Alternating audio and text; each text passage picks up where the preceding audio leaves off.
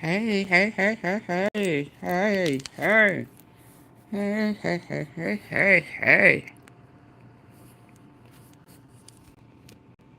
What have we here? What have we here? Deployed to Black City with black mayors. Do you hate us? Orange man, red man. Hey, Clarinetta. Do he hate us? Yes, indeed. I'm going to remind you of something you said not too long ago, sir. I'm going to remind you of something you said. I'm going to remind you the words that came out of your mouth. Donette. Donella. Donisha. I'm going to remind you of some words that came out of your mouth about black people and how you really feel. So you just hate her right now. Yeah. You on your population depopulation control. Yeah. Yeah. You trying to punish. You trying to do a whole bunch of stuff. You trying to make people think that you making numbers go. That everything about you is deception. Why? Oh, but they knew that. They knew that you filed bankruptcy, made it look like you was rich. You rich when you need to be, and you poor when you don't want to pay taxes. I get it. I get it. But I don't know how these people think that you're going to care about these kids and stuff when you were a part of the ones who was taking advantage of them. You don't care. Yeah, no, you don't. Y'all come on in. Let's get this ball rolling. Hello. Hello, T-Steppers. This is crazy and bizarre.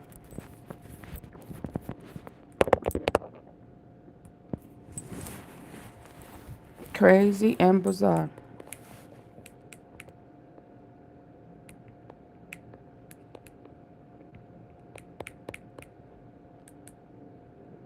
Only wanting us to act a fool. Y'all, he want us to clown. This is the same thing he did January 6th. And people was out there protesting. He thought we was gonna take a bait then. Y'all remember that? And we the people of color, sat back and watched them act a fool.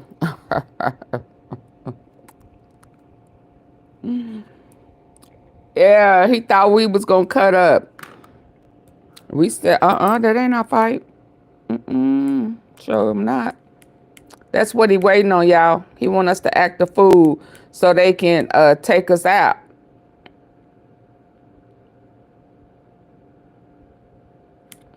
But he let them cut up, sponsored that, and then pardoned them.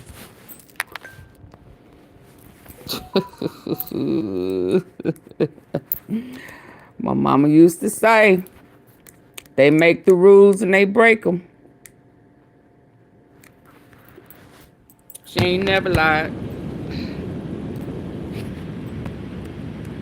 She ain't never lied about this one. Hold on, let me get this up to give people an opportunity to come in and hit the like button.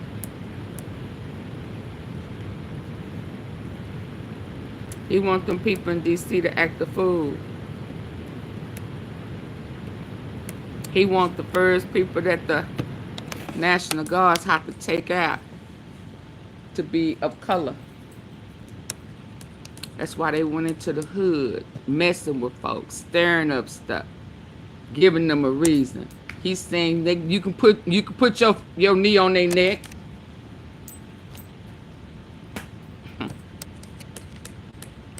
Y'all notice what he's saying, right? It's a setup. I just hope my people smart enough to know that's what it is.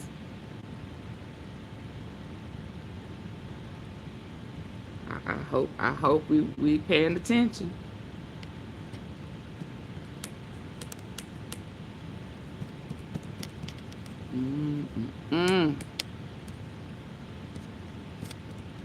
And we still need the Epstein files.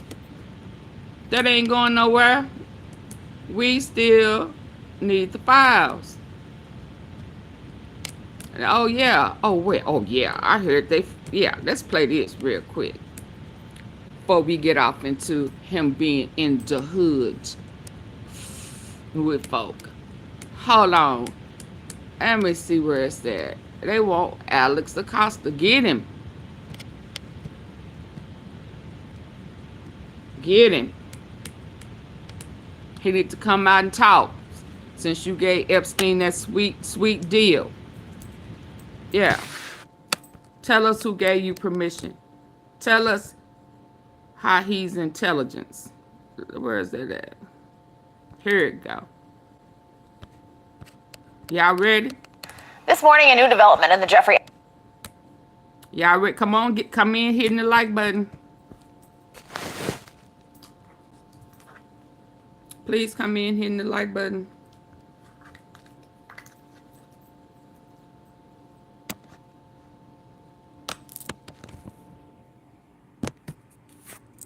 Oh yeah. Oh, please don't let me forget to bring up the guy in my comment section. We gotta bust one in the comment section today. Ha! I ain't gonna tell y'all what I told him to go do with his mama. He don't know I talk about mamas. You ain't got no home training. Okay, y'all ready? Hit the like button. Double tap the screen.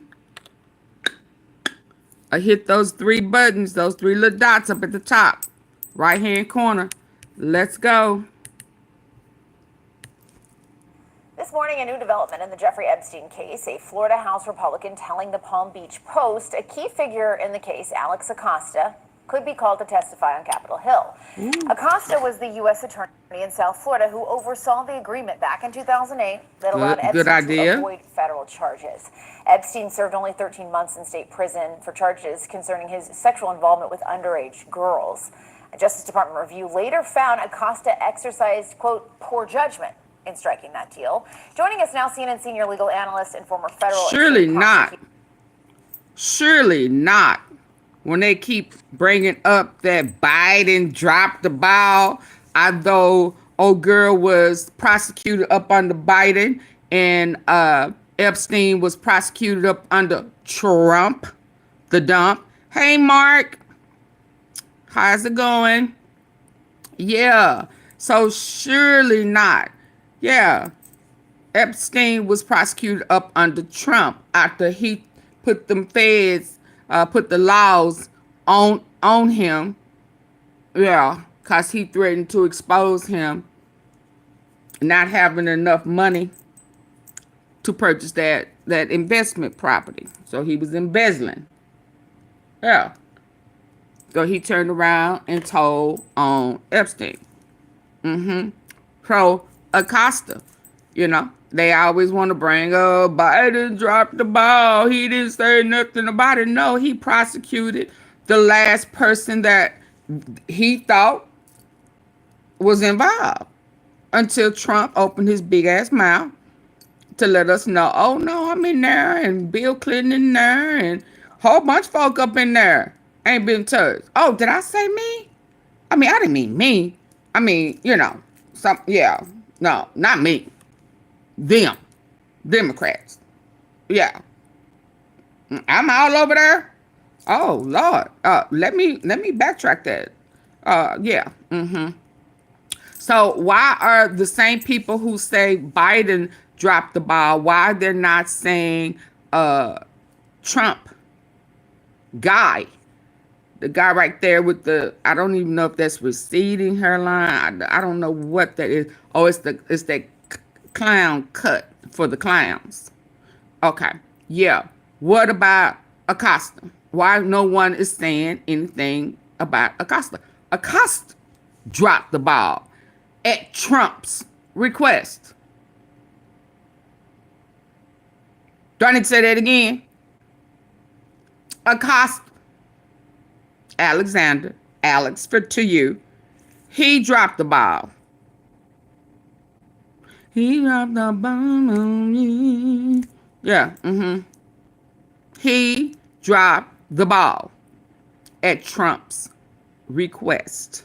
So y'all need to leave Biden alone until y'all can deal with Acosta. So let's hear this. Let's hear this. He provided the sweetheart deal. So now he is a possible witness. Oh, it don't pop up. Possible witness. Okay, let's go. Let's hear this. And senior legal analyst and former federal and state prosecutor Elie Honig. Elie, great to have you here with us. Catch everyone up, remind them, I just went through like the top lines of it, but give us some more details around Alex Acosta. Oh, my bad. Come on. Acosta's role in all of this. Right, Jess. So one of the biggest questions here is how did Jeffrey Epstein essentially get away with it the first time back in Florida in 2006, 7, and 8? So Alexander Acosta was the U.S. attorney for the Southern District of Florida, which includes Miami. His office, the FBI and local police, put together a case where they identified 30-plus underage victims. 30. The prosecutor in Alexander Acosta's office put together a massive federal indictment, which would have subjected Jeffrey Epstein to 10 years to life behind bars. But instead, Alexander Acosta had a series of meetings with Jeffrey Epstein's high-priced, high-powered legal team, including Ken Starr and Alan Dershowitz and others. And Acosta ends up agreeing to this outrageous deal where Epstein gets a pass federally and only has to plead guilty to state-level crimes. As you said, Epstein ends up serving 13 months, much of which he's allowed to leave for 12 hours a day to basically hang out for at his 12 attorney's hours a office. day. And in the process, Acosta signs a deal with Epstein that says, we will not prosecute your co-conspirators, which Ghislaine Maxwell is now using to attack her conviction. So this was an inexplicable, inexcusable deal. And if Congress is serious about getting answers, they need to ask some questions of Alexander Acosta.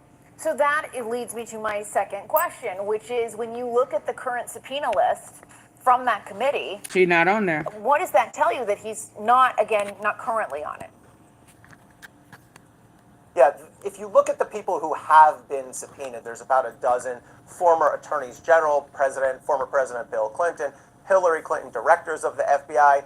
Those folks, if you look at individuals on that list, have a fraction of a fraction, if anything, of the relevant knowledge that Alexander Acosta has. I'll give you two examples. If you look at the letter that the House sent to Hillary Clinton, one of the reasons it says they need to talk to her is because she hired Jeffrey Epstein's nephew to work on her campaign and then at the State Department. That's a reason for a subpoena. If you look at the subpoena to Jim Comey, the former FBI director, She hired his nephew. She Jim keeping Comey it in the wasn't family. the director of FBI during the first or second Epstein investigations. He was the FBI director in between. So compare what those people might have that's relevant knowledge to Alexander Acosta, the guy who gave the case away to Epstein in the first place. And just a reminder to everyone, we're seeing him with President Trump. He was his labor secretary for a time during his first term. That's why we're seeing them together. Elie, just lastly, if Acosta is subpoenaed, could he fight that? What might he say to that?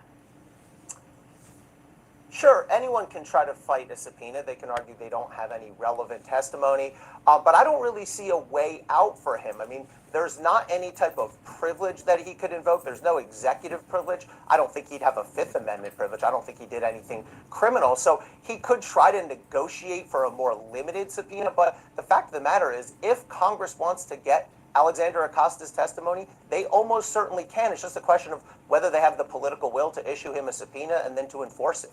Yeah, all right. Elie Honig, always good to see you on a Wednesday morning. Thank you so much, Kate. And on a Thursday and a Friday as well, whenever we can get him. Joining us right now is CNN CNN senior political commentators David Axelrod and Scott Jennings. Hello, gentlemen. Hey, how are you? Let's start here. So, Scott, this is not Democrats pushing this. This is a Republican congresswoman who is a strong supporter of the president. And she wants this to happen. She says it's not off the table. She's not letting this go. She's not saying it's a Democratic hoax like the president has said. So what's this going to do? I mean, they might bring him in. They're bringing in all kinds of other people. So fine with me if they do. And fine with me if they find out things that lead to information gathering that puts other people in jail if they need to go to jail. I don't have any problem with them following the facts where they go here. I mean, the polling on this is a political analysis, is pretty clear. Nobody cares. This is like the least important thing to the American people, and that includes Republicans too. So, but if they want to continue to do their work here, why do you think they are continuing it then? Well, there have been questions about this, and so if you want to talk to folks, I don't know why anybody would be mad about that. But at the same time, I think we shouldn't mistake this for something other than a Washington story, because out in the country, this is not a big deal for the American people. It's much more than a Washington story, actually, because that is not what our or any other polling says. Yes, maybe when you ask a voter what their top issue is, it's not going to be the Jeffrey Epstein saga. But you know that lawmakers have said this is the top call they're getting into their congressional office. They are hearing this when they go home. I asked the top Democrat on oversight, who's on with me last night, about this, and he says Democrats are ready to stand with Congresswoman Paulina Luna if she continues with this move. Let me play this for you. If she decides to make that motion, or if someone on our side makes that motion and there's enough support, we would support that Congresswoman Luna motion, certainly unanimously. We just want the truth out. And I think, like the Congresswoman, we don't care at the end of the day who gets implicated. We don't care what political party they are, or how powerful they are, or how much wealth they have. I hope y'all stick to that. The victims have to get justice, and Alex Acosta is someone that should be testifying in front of the committee. Makes a strong case for it. My question was, why aren't Democrats shouting from the rooftops about this before this then? Well, look, I can't speak to why Democrats haven't spoken to this before, but this thing does stay. By the way, I think people are worried that their costs are going up, that the job market is tightening, and I'm not trying to about that. But this thing stinks, and it Stop trying to more smelly as time goes on.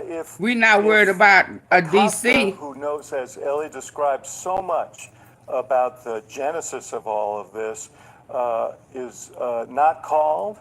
I think that's just going to accelerate the suspicion that there's a cover-up going on. So, now Luna has opened up this possibility. People are going to wonder why it didn't happen. Yeah, that's a good point. Tonight, a Republican congresswoman from Florida says that a former federal prosecutor, Alex Acosta, who decided back in 2007 not to prosecute Jeffrey Epstein on federal sex trafficking charges, can still be called to testify before the House Oversight Committee. Now, back then, Acosta was the U.S. Attorney for the Southern District of Florida, and later was in President Trump's first-term cabinet, where he served for a short time as Secretary of Labor. Congresswoman Anna Paulina Luna tells the Palm Beach Post that even though Acosta is not currently on the committee's witness list, calling him is not off the table. Acosta worked out a deal with Epstein's defense lawyers that resulted in Epstein pleading guilty to low-level prostitution charges. He served only 13 months in a minimum security prison in Palm Beach. Joining me now, CNN senior legal analyst Ellie Honig, former federal prosecutor. In your view, how important would it be to hear from Acosta? In my view, Alex Acosta is one of the true villains in this case. And if Congress is serious about getting the truth and accountability, he should be first on their witness list. So Acosta, as you said, was the U.S. Attorney, chief federal prosecutor in the Southern District of Florida, which includes Miami. The local police, along with his prosecutors and the FBI, put together a case they bring to him with 36 identified child victims. He had a prosecutor who I think brought like 60, wanted to bring like 60 charges. A prosecutor, based on that, drafts a 60 count indictment, federal indictment, which would have included sex trafficking charges, which would have had Epstein, if convicted, locked up for a minimum of 10 years and probably closer to the maximum of life.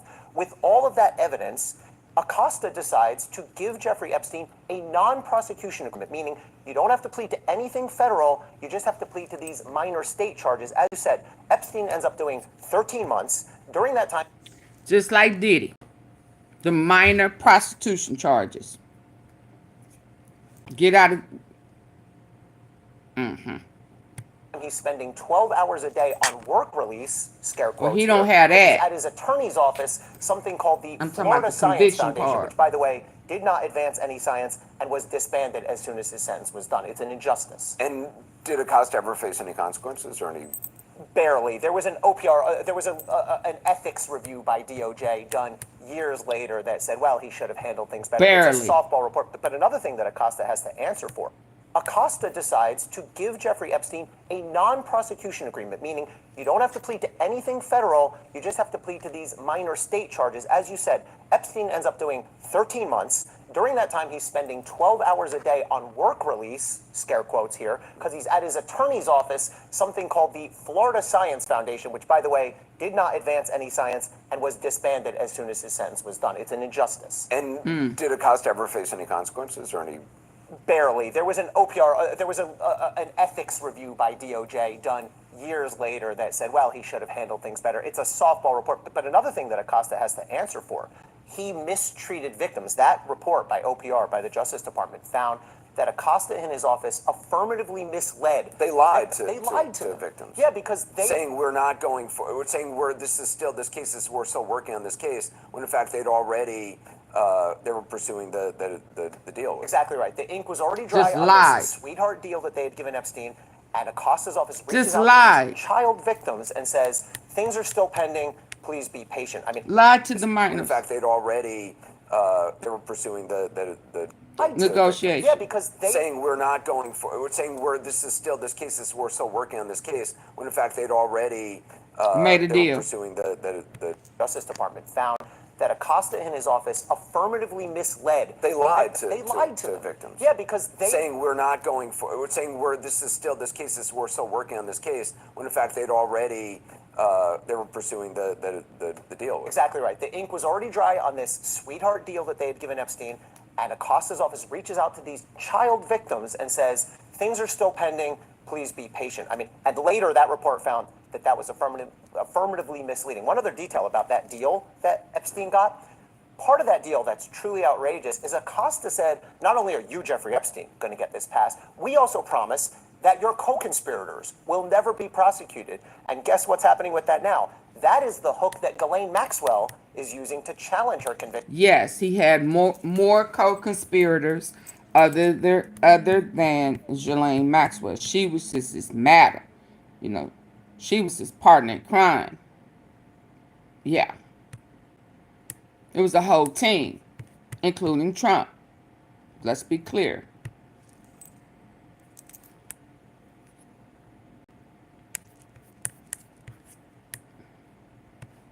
Already they were pursuing the deal. Exactly right. The ink was already dry on this sweetheart deal that they had given Epstein, and Acosta's office reaches out to these child victims and says, things are still pending, please be patient. I mean, and later that report found that that was affirmatively misleading. One other detail about that deal that Epstein got, part of that deal that's truly outrageous is Acosta said, not only are you, Jeffrey Epstein, going to get this passed, we also promise that your co-conspirators will never be prosecuted. And guess what's happening with that now? That is the hook that Ghislaine Maxwell is using to challenge her conviction. She's trying to get the Supreme Court to take that right now. So again, that's on Acosta. He That has was in serious different questions to answer. states. Yeah. She know that. Thanks very much. Appreciate it. Okay, I will. Hold on, y'all. Watch. Hold on.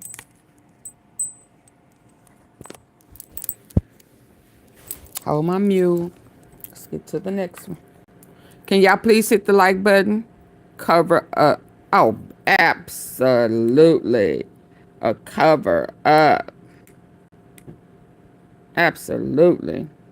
Big time Supreme Court schedules. Big time cover up.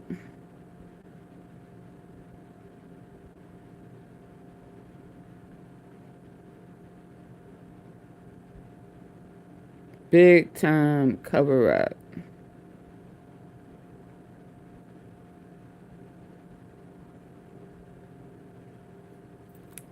Okay, hold on. This morning, a new development in the Jeffrey Epstein case. But he wouldn't want this to happen to his folk, his kids. Oh, no.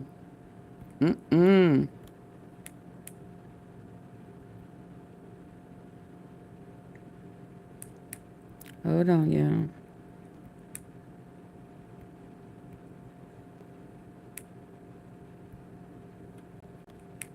No matter how hard he tries, Donald Trump has failed to spin the narrative on the Jeffrey Epstein files. Yeah, Part of that could be the fact that he and his administration keep acting like they've got something to hide. Case in point, NBC confirmed that there was a White House meeting Wednesday night between top officials to discuss an Epstein strategy. Even part of that could be the fact that he and his administration keep acting like they've got something to hide. Case in point, NBC confirmed that there was a White House meeting Wednesday night between top officials to discuss an Epstein strategy, even though Vice President J.D. Vance denied a meeting was taking place. This is nothing new. Trump is always expected to use the full power of the government to control his own narratives.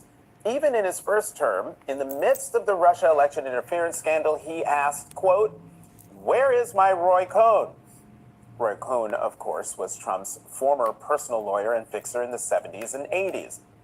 Joining us now is someone who knows exactly what it's like to be Trump's Roy Cohn, Michael Cohen, former personal attorney to Donald Trump and principal at Crisis X. He's also the host of the Mea Culpa podcast. I've been on it. Co-host of the Political Beatdown podcast and Substack host and creator of The Real Michael Cohen.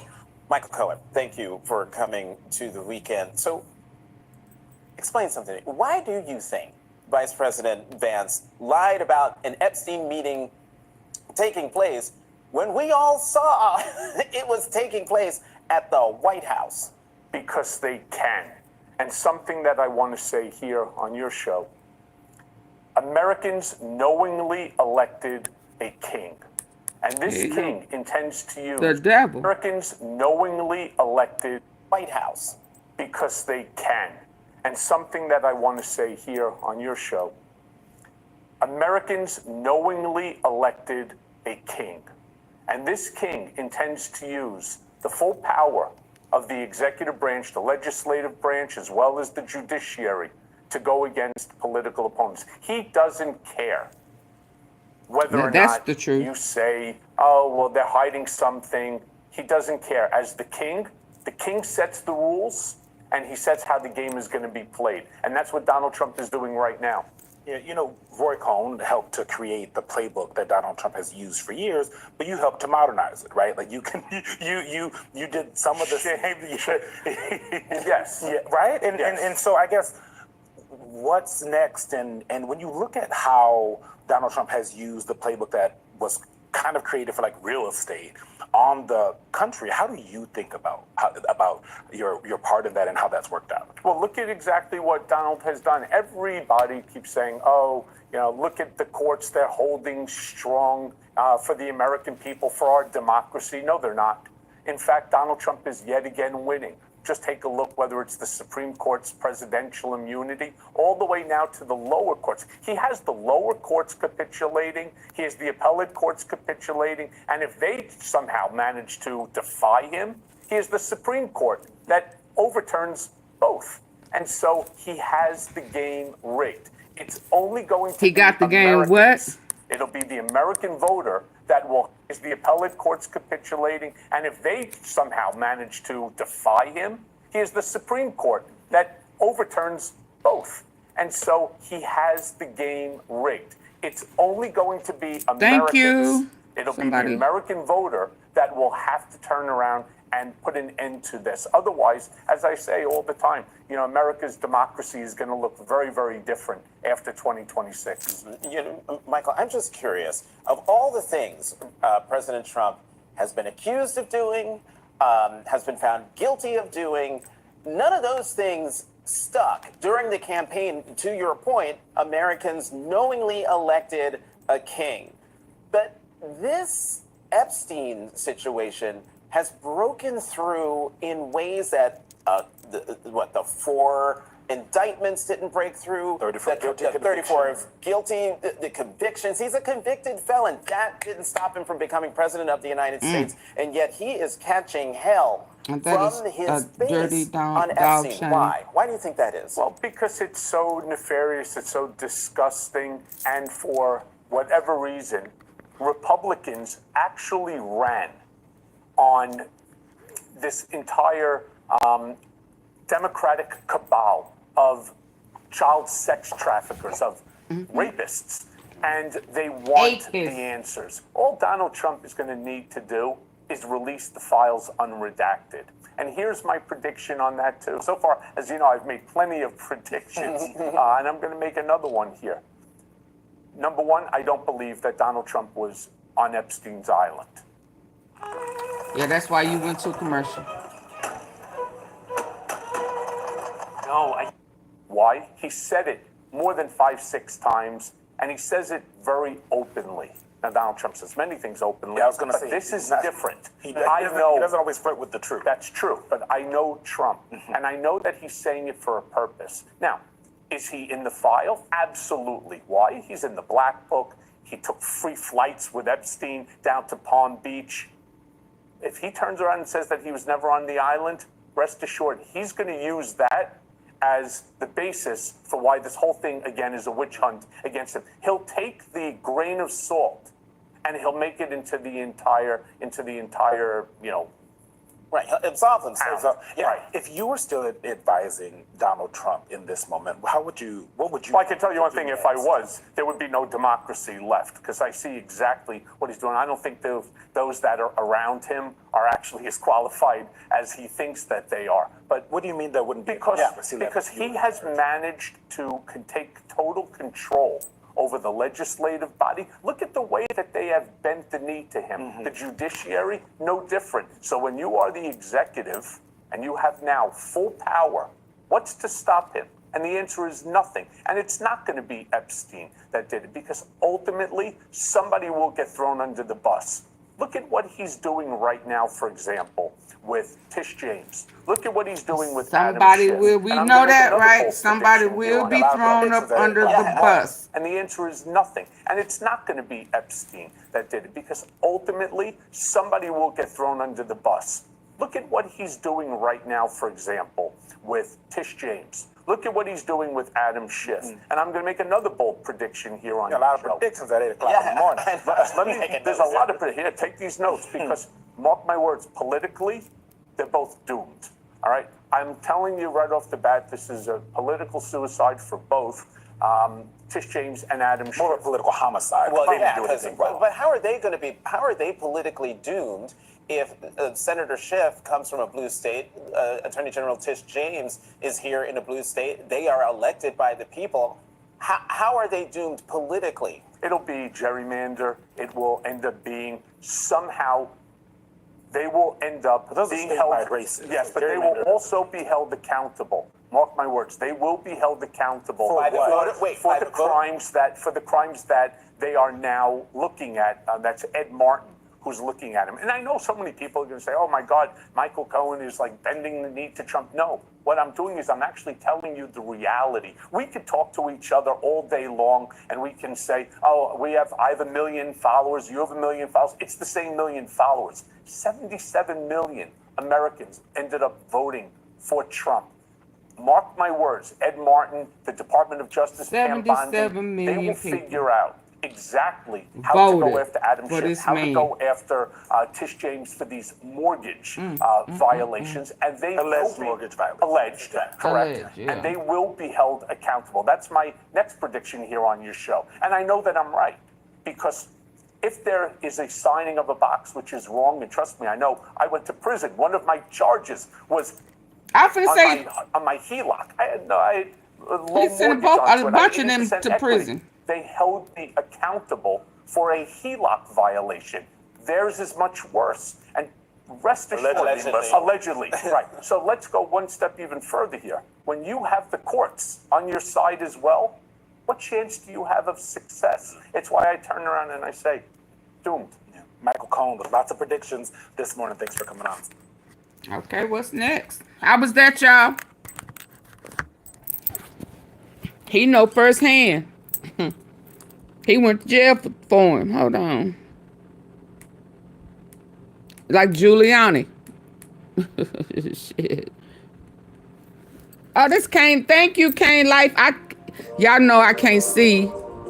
Because if I try to make it so I can see, then I'm gonna get stuck. So thank you. Let me see who else done came in. So that's the only reason why Trump struggled to spend it.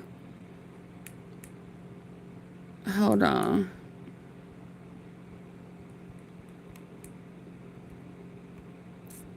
I don't want to miss nobody. I'm glad I came over here. I saw that I had a goal, but I didn't know who sent it because I had to come over here. Let me hit this. So thank you, Kane Life. Thank you, thank you.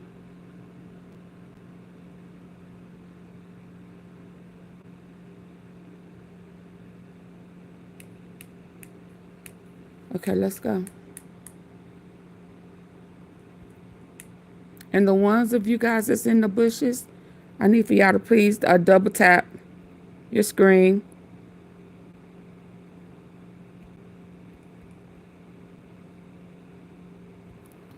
Hold on, hit the like.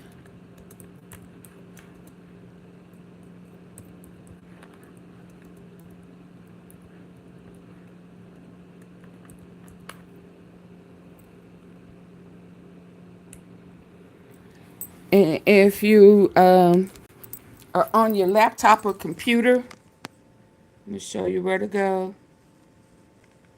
Show you where to go. See them 3 buttons up there? Right here. Hit those buttons. Hit those buttons, please. Or double tap your screen. Let's go. What's next?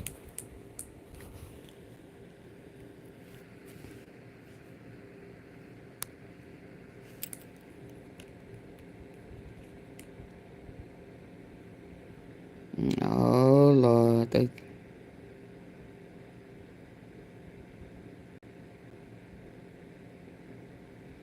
The police states Trump take off of DC angry.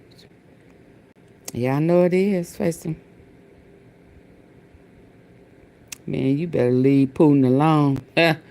Putin looking for a reason. Hold on.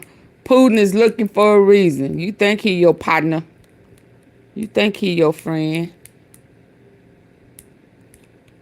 Yeah, okay. Hold on.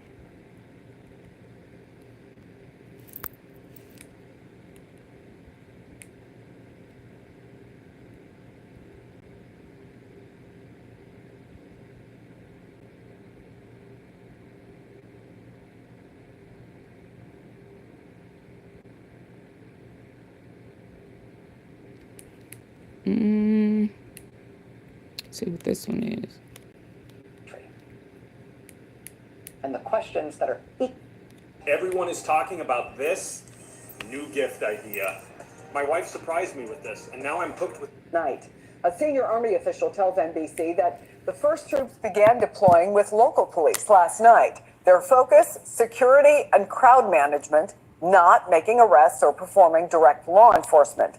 But a White House official says that multi-agency teams have made more than 100 arrests since the deployment was announced.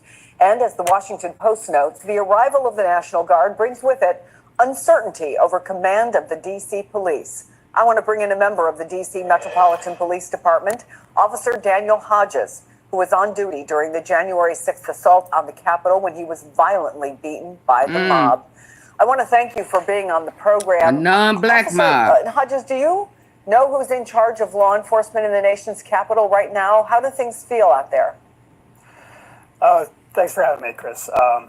Speaking on my own behalf and not on behalf of my employer, as far as I know, the chain of command has not changed, at least for the day-to-day police officers in D.C.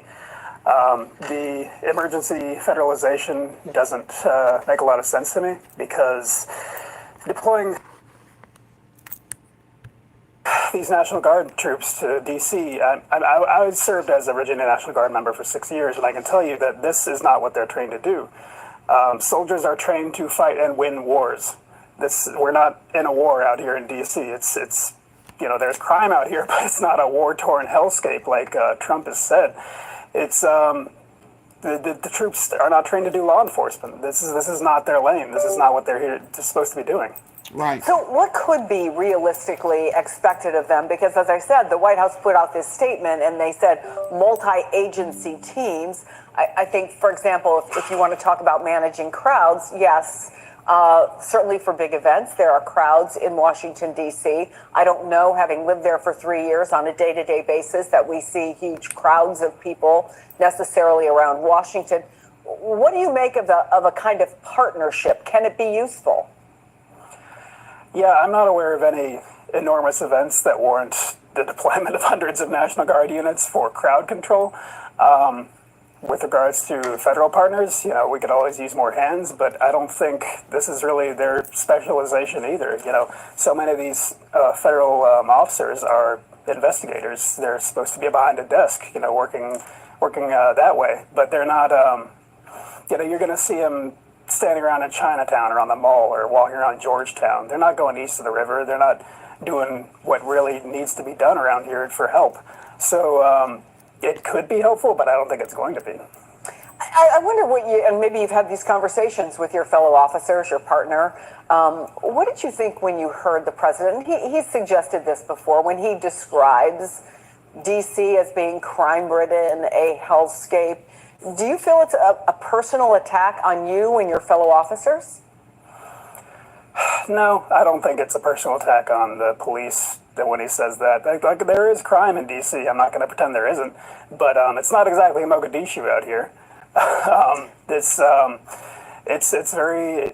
There are things that the federal government can do to help. First of all, is actually allow D.C. to spend its own money. Right now, we're $1 billion in the hole, and the government can't approve the raise that's already been signed for D.C. police. So there's one thing. FEMA also slashed its assistance to D.C. police by, I think, 44%, just for whatever reason that they want to cut government spending for. So there are things that they can do to help us out that they're not doing, and I would love to know why. 80 shots fired into the CDC. This major attack on a federal government facility has so far garnered no response whatsoever from President Donald Trump. Hey everyone, so I am asking you to please make a contribution to the Democratic National Committee, the DNC. And let alone an armed response into Atlanta, where the CDC headquarters is. But he did send in the National Guard to Washington, D.C. today because tough on crime, you think? Maybe it's not about crime. Maybe it's not about defending the federal government from threats, right? Maybe it's not about that. Maybe it's not about crime. Maybe it's not about any other thing he might voice. Maybe it's what you can see with your own two eyes. Maybe it's that he really enjoys using U.S. military force against American civilians on American soil and wants any excuse to do it anywhere he can. Watch what they do, not what they say. Because, given what else he's done on the issue of crime, does it make sense that him sending in the troops for a military takeover of Washington, D.C. is about crime? That's what he said. But what do you think, based on what he's done? Because meanwhile, while he's talking about crime, he has sent in the National Guard and active duty U.S. Marines to Los Angeles as well, right? Supposedly to save that city from protests against him.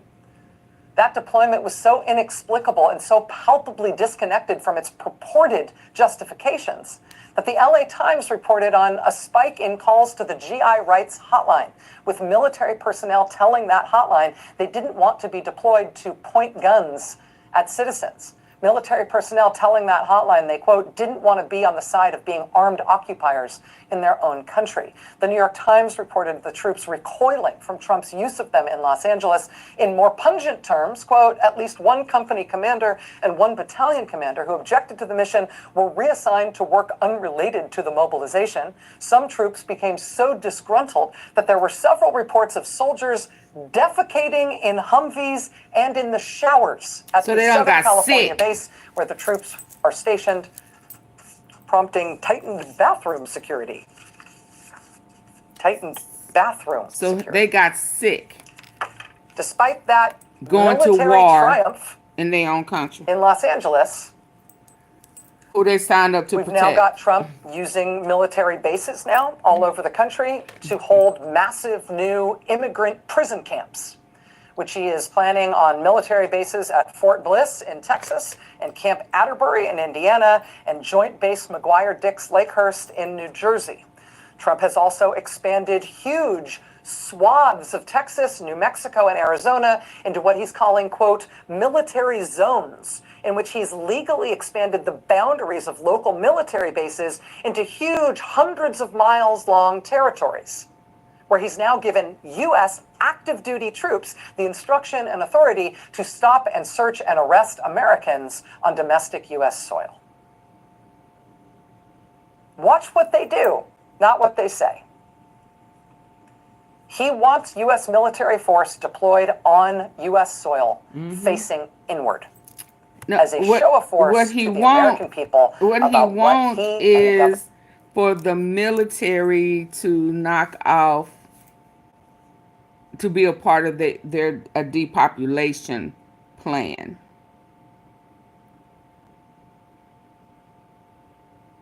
Do y'all understand? Where is he sending them first?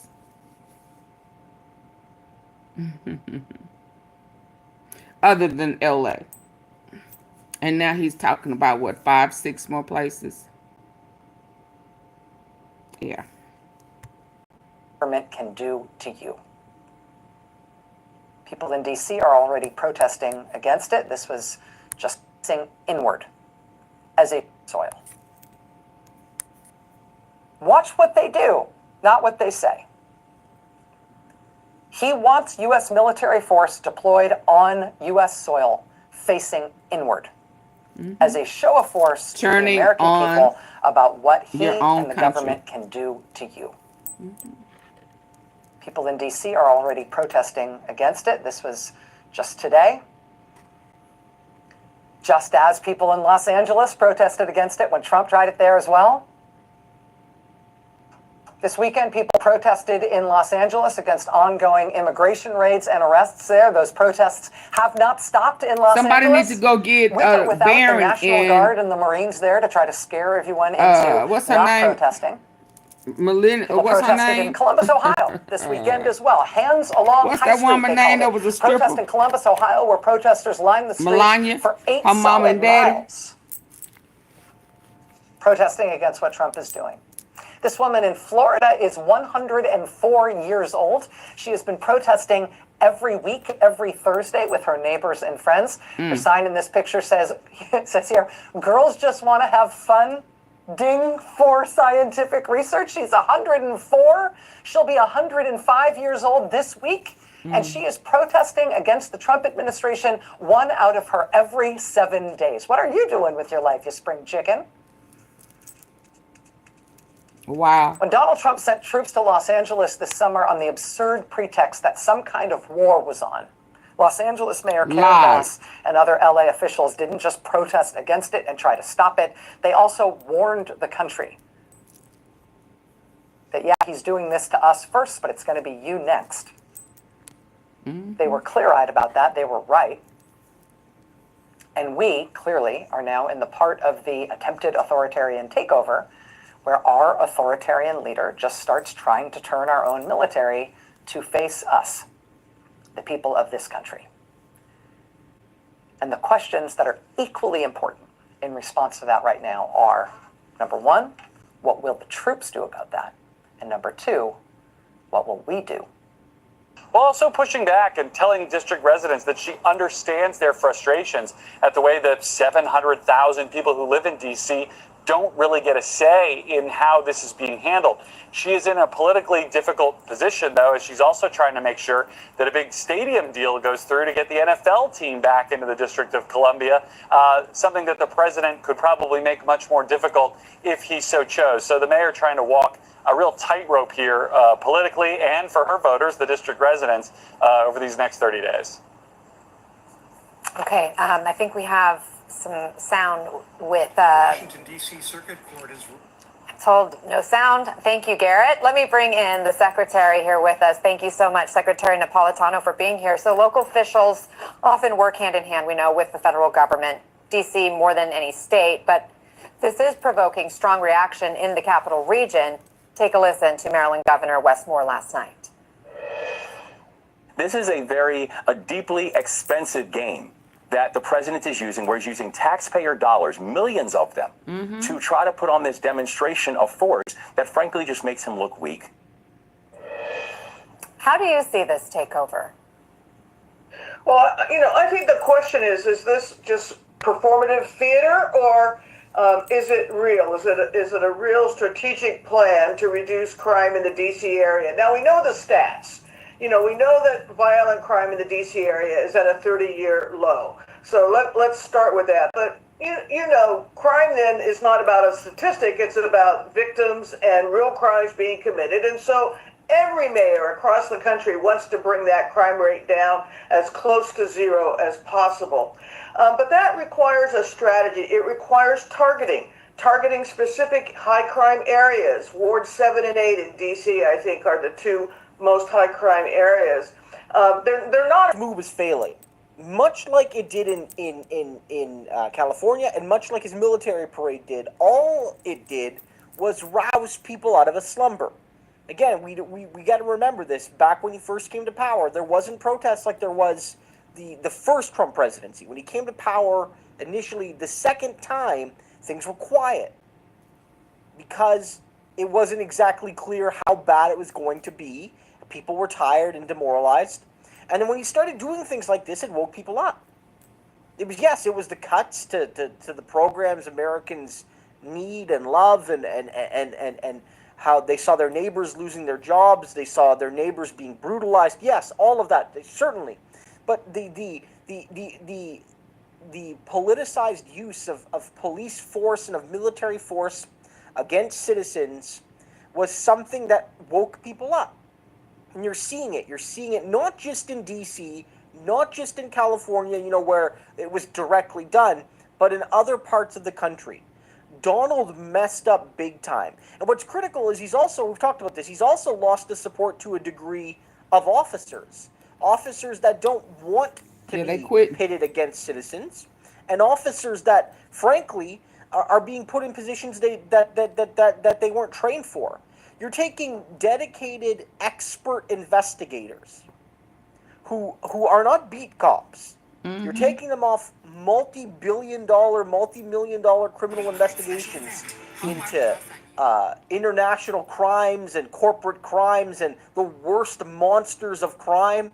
And you're putting them on your little stunt here so that you can, you're playing with them like they're little action figures, little dolls, and they're offended too.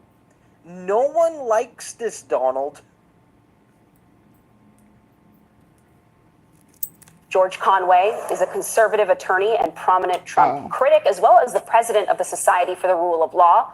Miles Taylor served as chief of staff at the Department of Homeland Security in Trump's first term, but he is now the target of an investigation ordered by the president as part of his retribution campaign. He's also the author of the book Blowback. The two join me now. Miles, I want to start with you. You are directly in sort of the target of this administration, and you're experiencing the creeping authoritarianism firsthand. You've spoken in the past about the kind of psychological and even financial toll that all of this takes on you and on your family. So first, I want to start with how you are doing and what your reaction is to this latest escalation. Well, look, I'll be honest with you, because the only reason I'm continuing to speak out about this is I think people need to know what it actually looks like. And I won't lie, it's been a rough ride. It's been a turbulent ride. And I say that as someone who generally is an optimist, and I don't really like people to have sympathy for me. But this has not been made easy, because once you are on the president's blacklist, all sorts of things in your life start to implode. Businesses, relationships, friendships, financial. You have an army of lawyers.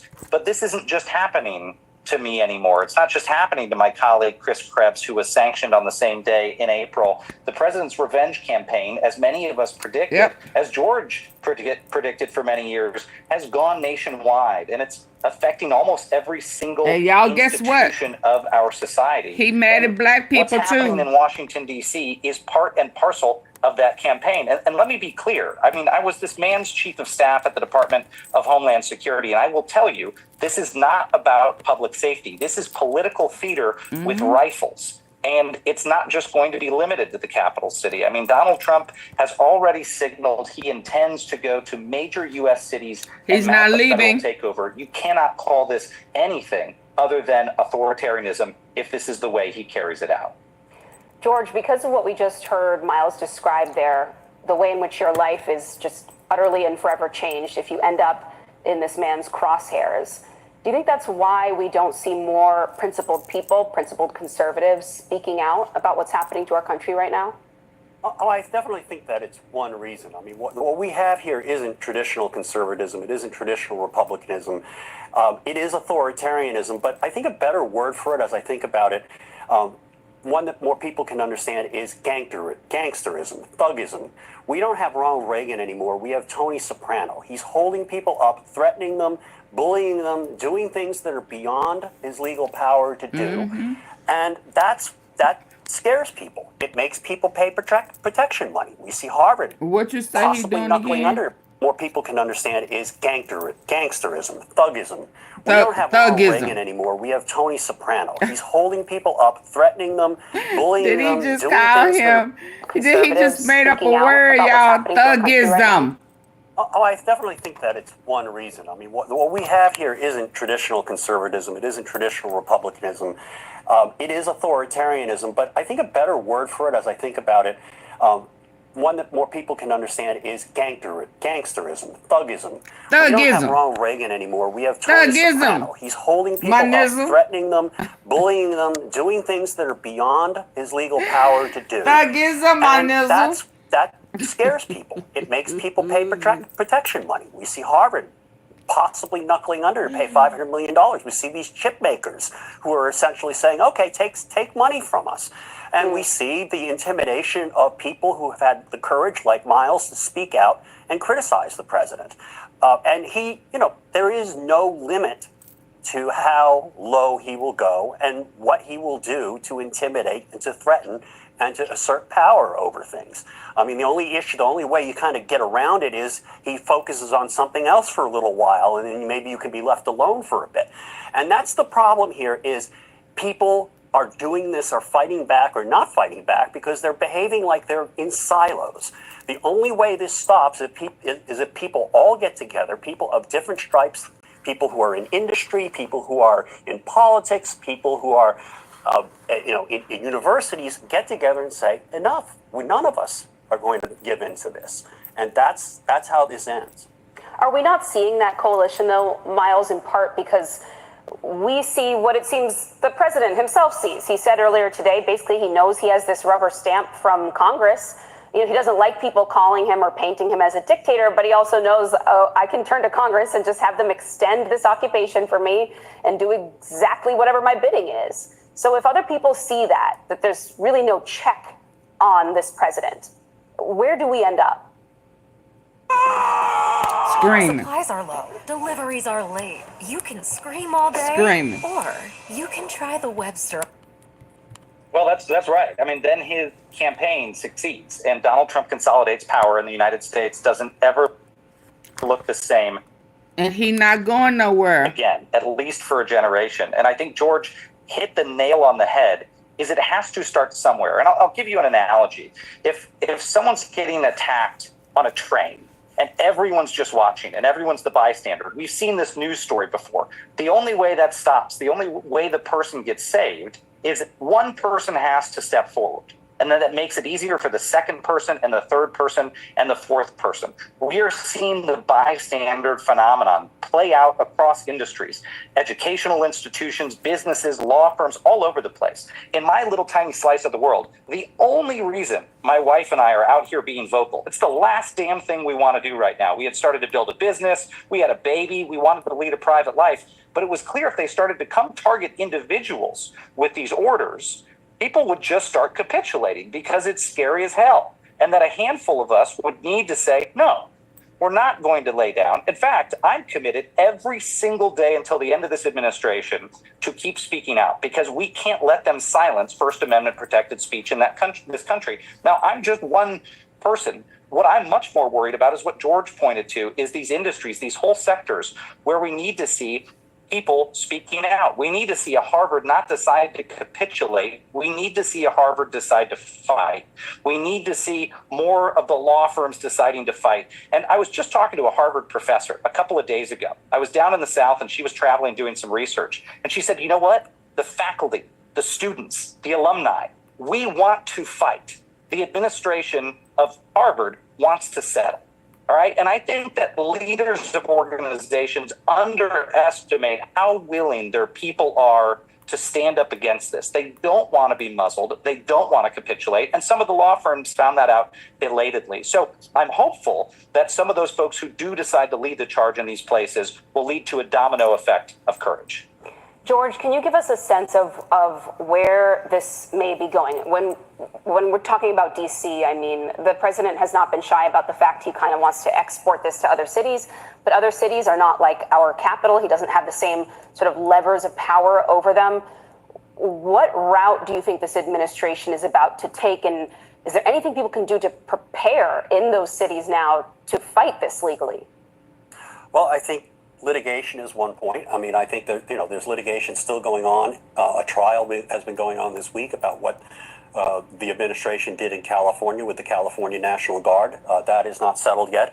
I think there's going to be a lot of litigation about that, but I also think it's important that people understand why it is that this kind of federal overreach is bad. And it's bad because it consolidates power in a federal government. And as Americans, we have never wanted that to happen. We have always had a federal system where local authorities handle local things like crime and the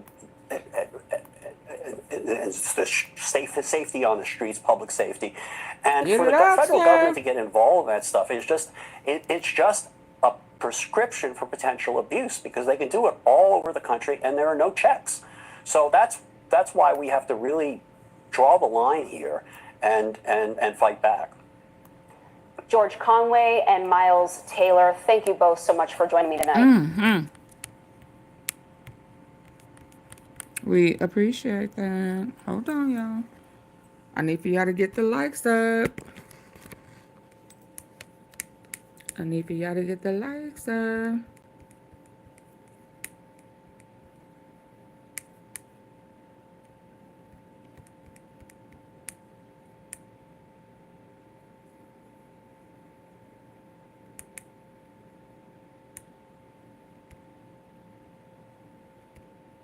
So as the Trump administration takes over the D.C. police to improve the city's quality of life, the R word rears its ugly head.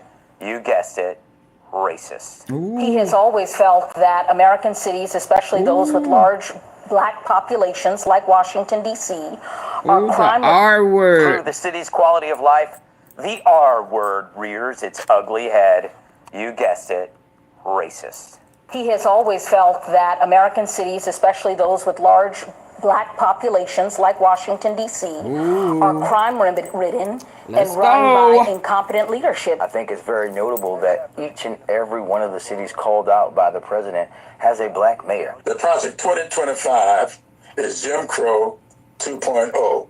I can tell you right now exactly what is going to happen in so many of these instances because it's all right there. If you look in the history books, you see it. This president is trying to lead us into what could be called a civil war.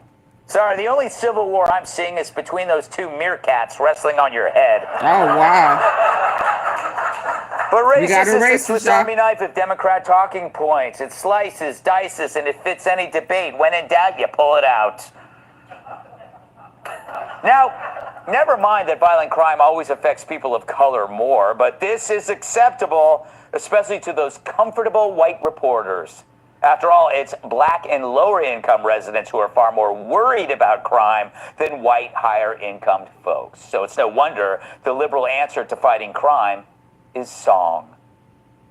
Oh, wow. This is how they think, y'all.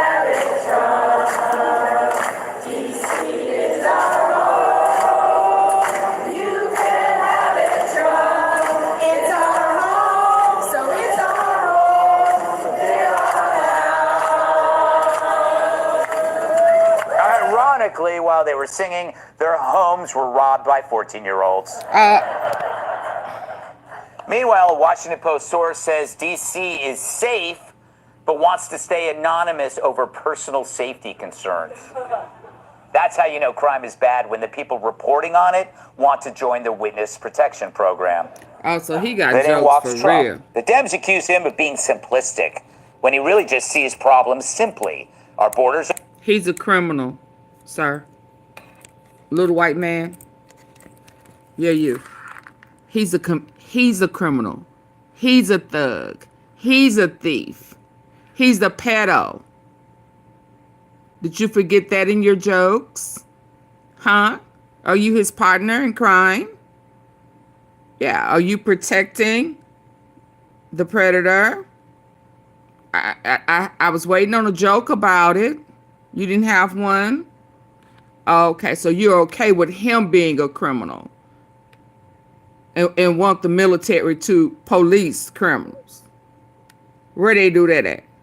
So do that mean that they need to police him? Okay, so he's the biggest criminal. He's the higher up. Huh? Yeah. Yeah, and he's employing pedos. You okay with that? Because the little 14-year-old may be breaking in your house, but Trumpy and his partner's going to be breaking in your daughter. How about that? Ha! Laugh at that one. How that sound? So which is better? Him breaking in your daughter? Yeah, that's what I thought. Shut up. Okay, y'all get the likes up. I had to give him some. I just had to give him a little. You know what I mean? Since he think it's funny, let's all laugh. What are we doing here? What are we doing here? Hold on. Since he think it's funny.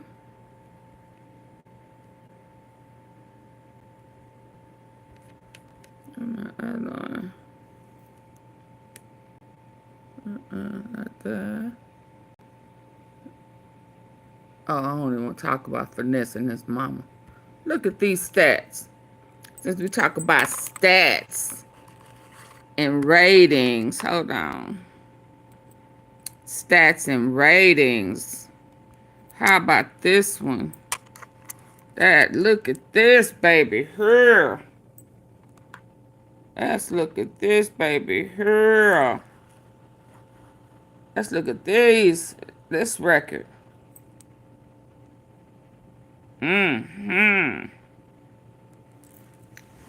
Okay, criminal charges 0091. Woo! I thought the military was protecting us against the criminals. The thugism, felonies. 0034. Impeachments. Oh, he want to remove that one, baby. He don't like that too. He said, Smithsonian, you need to fix that. Ha! Huh? Yeah, you got two. Sexual SA accusations too. Yeah, 00. I mean, wow. You are beating them, aren't you? Huh? Oh my God. Flights with Epstein 0026. My God. Yeah, they said that's where you got your first piece of Melania on that plane. Lord, you took her high, didn't you? Ooh, Lord.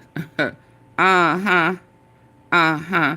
Well, sir, you say that you are the winner. You actually won this time. You actually beat President Barack Obama and Joe Biden. You, Donald Trump, you by yourself. You beat the both of them. Pat yourself on the back.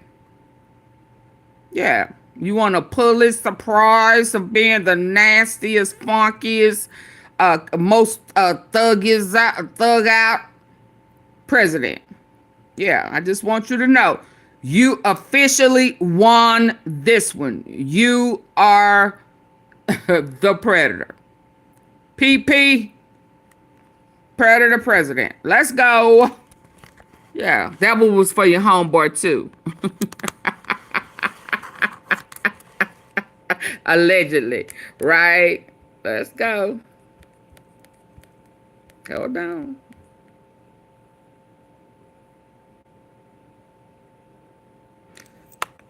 Hold on, let's see what old boy said.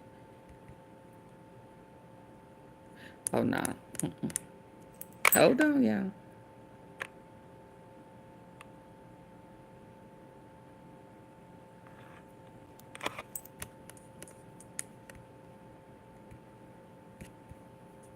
Yes, indeed.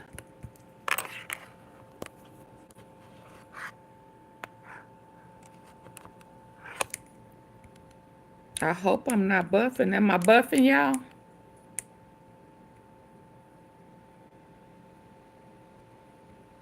Okay. Hold on.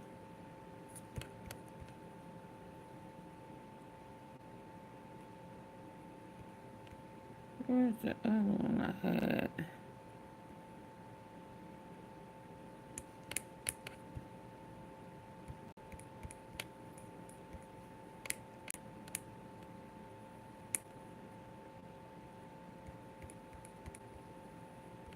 Can y'all please get the likes up while I get to this next video?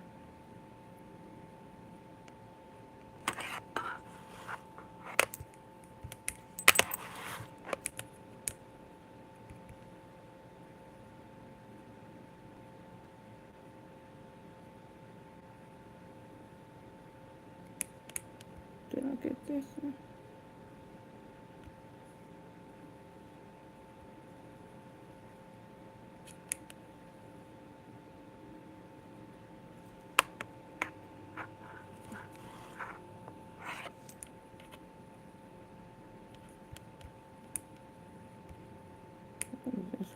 That terminally ill people on Medicaid should go work on the farms to replace the deported workers. I knew that was so coming. that they don't lose their Medicaid coverage, as the One Big Beautiful Bill calls for. During an interview with Fox Business host Stuart Varney this week, Stuart kind of seemed a little taken aback by the fact that she had suggested this actually a few days ago, so he wanted to give her the opportunity, which she did not deserve, to walk those comments. Donald Trump's Secretary of Agriculture suggested this week that terminally ill people on Medicaid should go work on the farms to replace the deported workers so that they don't lose their Medicaid coverage, as the One Big Beautiful Bill calls for. During an interview with Fox Business host Stuart Varney this week, Stuart kind of seemed a little taken aback by the fact that she had suggested this actually a few days ago, so he wanted to give her the opportunity, which she did not deserve, to walk those comments back, to clarify the horrible things she said. So Stuart Varney asks her, quote, "You've suggested that Medicaid people, if they got a work requirement under the new rules, they should go work on farms. Are you sticking with that?" Like, he's given her the opportunity. Like, do you want to... Like, he's given her the opportunity. Like, do you want to say that you're sticking with that? Like, he's given her the opportunity. Like, do you want to say that you misspoke? Do you want... work on farms. Are you sticking with that? I can't Like, get he's over given it. her the opportunity. Like, do you want to say that you misspoke? Do you want to not be a horrible, stupid, and heartless person? And Brooke Rollins says, here's the deal. When in America did we lose the concept of the dignity of work? So, yeah. Here's the thing. Oh, wow. Rollins is, of course, trying to pretend, as Republicans do, that most people on Medicaid are just able-bodied people sitting at home getting free health care because they're not working. They ignore the fact that those people who are getting free health care still have to pay rent and buy food, which Medicaid doesn't cover. So these people are, what, starving to death, living on the streets, but they're getting free health care. So, that's not a thing. In fact, nearly every working age, non-disabled, childless adult on Medicaid, the only people to whom the work requirements will apply, already have jobs. And those who do not are living in extreme poverty conditions where they may be unhoused. So this myth of the lazy Medicaid recipient not working is exactly that, a myth. You're more likely to find a unicorn than you are this person that Republicans say is sucking up all the damn Medicaid money. Instead, the people on Medicaid who are of working age but are not working are the infirm, the people with terminal illnesses or sicknesses and illnesses and conditions that are so bad that work has become impossible. And yet Brooke Rollins, through her statement, and this is kind of what Stuart Varney was trying to get her to clear up, she is suggesting that these people, terminally ill, infirm, disabled, whatever, should go perform the back-breaking labor that migrants used to do before we shipped them all out of the country. So let me get this straight. If you've got somebody on Medicaid that is unable to work, but they're of working age, but they can't work because they're going through chemo, Brooke Rollins says, hey, unhook that IV and get your ass out into the turnip fields, by God. We need vegetables. We sent all the vegetable pickers out of the country, so you, get out there. You, in the wheelchair, roll down these fields and pick them corns. I'm hungry. That is effectively what she is telling us. These people who are not working by choice, you know, they have unfortunate circumstances, horrible illnesses and ailments, you know, heart conditions, pacemakers perhaps. And she wants these people who are more at risk of dying to go do one of the most difficult jobs in the country because Trump didn't want brown people in America. That's what happened. That's what she's saying. That is the country in which we now live. Thanks for watching, everybody. And if you're not already, please subscribe to the channel. He wants the old people.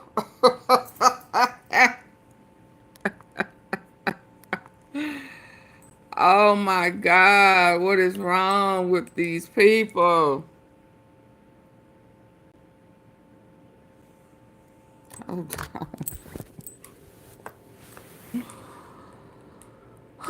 Let me get to it. What time is it? Okay. I ain't never seen nothing like it.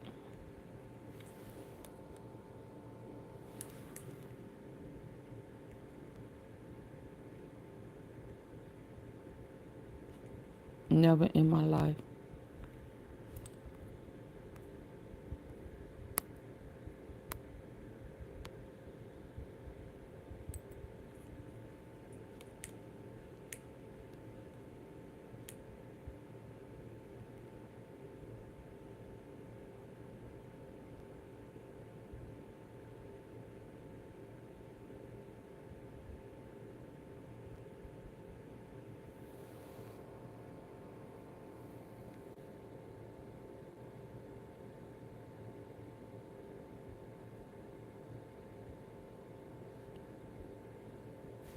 Oh, I hate when I do that. Hold on.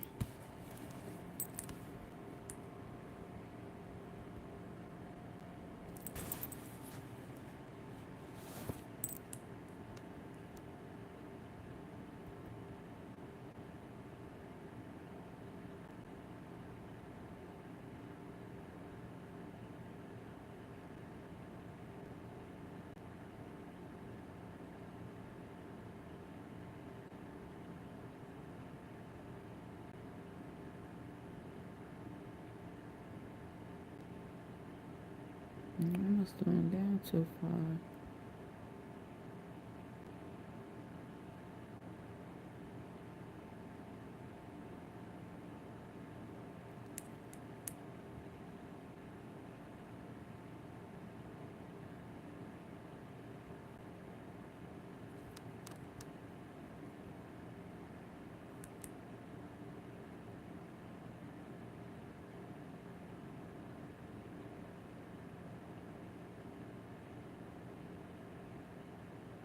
Where did I see when the brother went in the hood?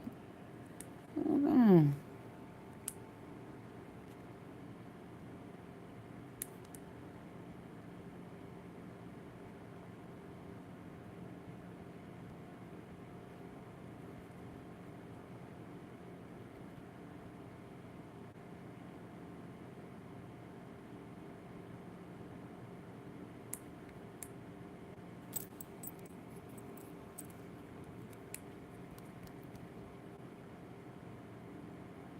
Yeah, the lights are not going up. Double tap your screen.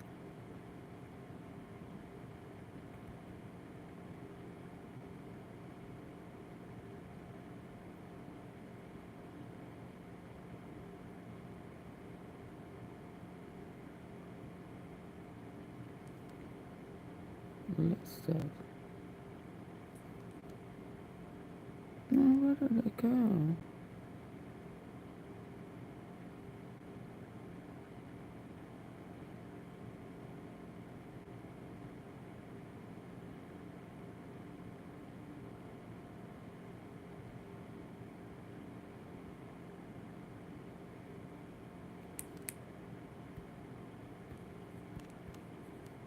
The National Guard issue over the weekend to citizens on American soil.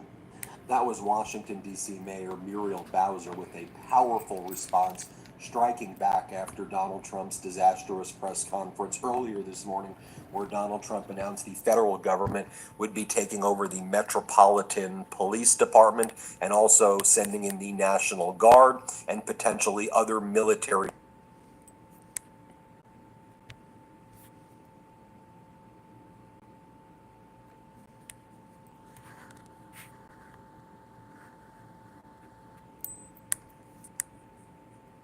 Believe it's legal to use the American military against American citizens on American soil. That was Washington, D.C. Mayor Muriel Bowser with a powerful response, striking back after Donald Trump's disastrous press conference earlier this morning, where Donald Trump announced the federal government would be taking over the Metropolitan Police Department and also sending in the National Guard and potentially other military forces into Washington, D.C., so Donald Trump could feel like a dictator. Here, Muriel Bowser, the mayor of Washington, D.C., says, while this is unsettling and unprecedented, we believed that Donald Trump was going to take heinous actions regarding our city. Here, play this clip. We know that access to our democracy is tenuous. That is why you have heard me and many Washingtonians before me advocate for full statehood for the District of Columbia. We are American citizens. Our families go to war. We pay taxes and we uphold the responsibilities of citizenship. And while this action today is unsettling and unprecedented, I can't say that given some of the rhetoric of the past, that we're totally surprised. Now, Mayor Bowser also explains that she did believe that Trump would send in the National Guard based on what Trump's been doing across the country, but she said she never got any notice about the federal government taking over the Metropolitan Police Department, which will cause major disruption in Washington, D.C. Here, play this clip. Mayor Bowser, can you talk a little bit about the communication that you did receive before this morning? Restaurant store. 30 chairs, non-squeak. Restaurant store. 15 non-wobbling tables. Did you know what this announcement was going to be before today? And can you just talk about the communication education writ large before today? And secondarily, what do you say to DC residents who wanted to hear more from you, specifically in the last 5 days, being forthright, speaking to press and media? Can you just talk? DC residents know I'm forthright. That's not a question. DC residents know that, and in this press corps should know I speak to you all the time. So you So you don't should know play that as in well. my face. And your question was when I did not know that the request of MPD would be made.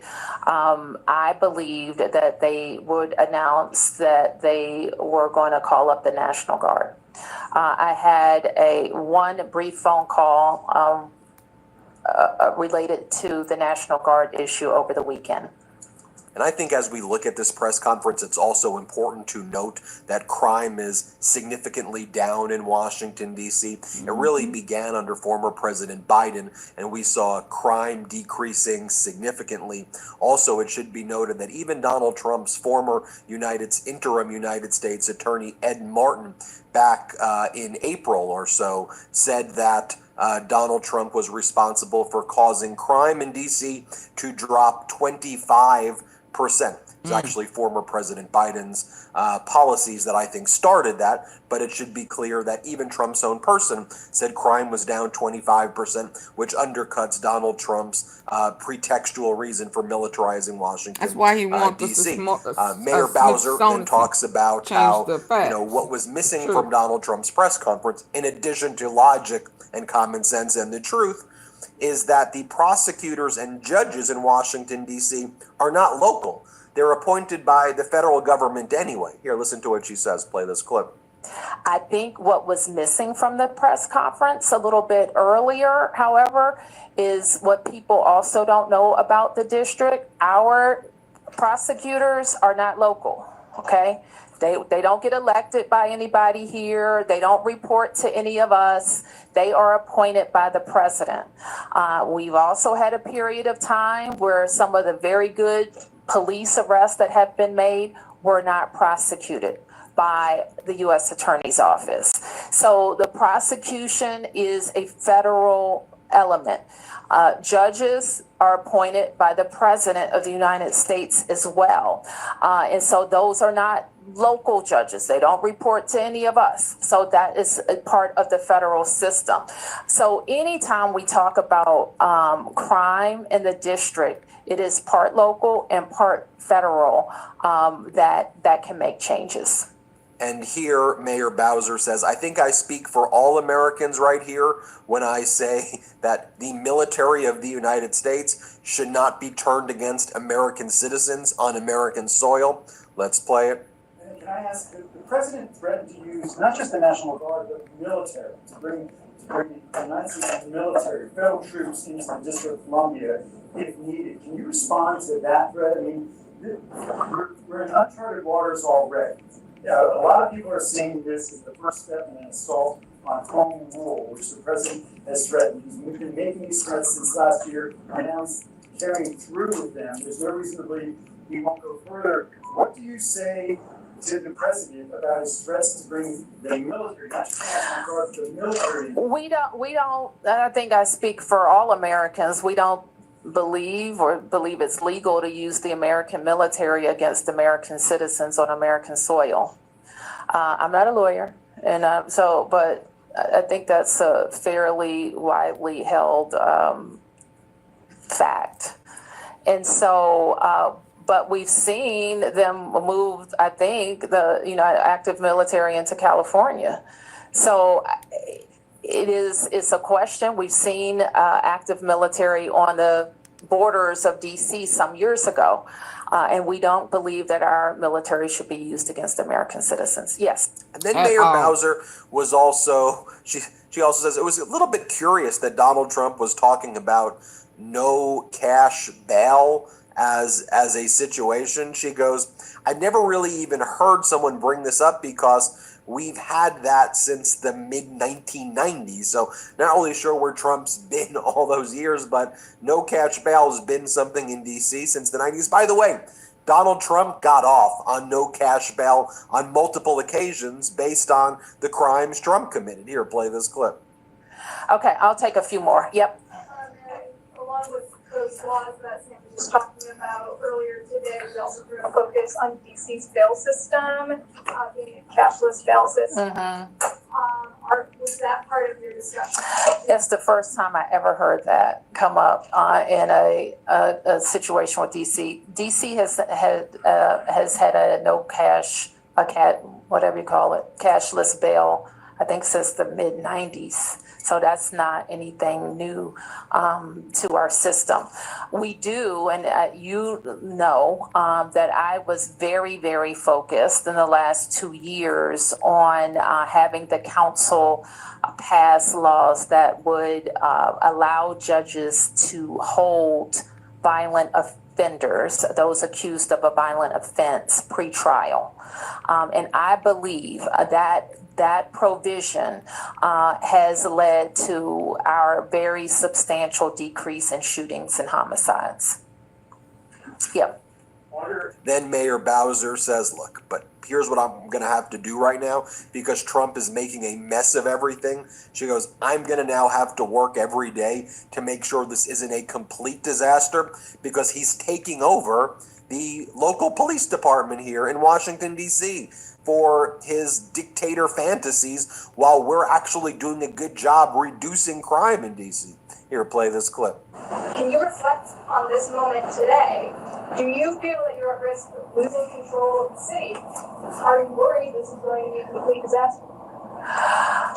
I'm going to work every day to make sure it's not a complete disaster. Let me put it that way. And I think that with Chief Smith's leadership and her expertise in both the federal space and the local space, we are going to do our level best to maintain, as the chief talked about, to maintain the trust that DC residents have in us. What could be a disaster is if we lose communities who won't call the police. That could be a disaster. What will be a disaster if communities won't talk to the police, if a crime has been committed and could help solve that crime. That could be a disaster. It would be a disaster if people who aren't committing crimes are antagonized into committing crimes. That would be a disaster. So we're going to work every day to get this emergency put to an end. I'll call it the so-called emergency, and continue to do our work.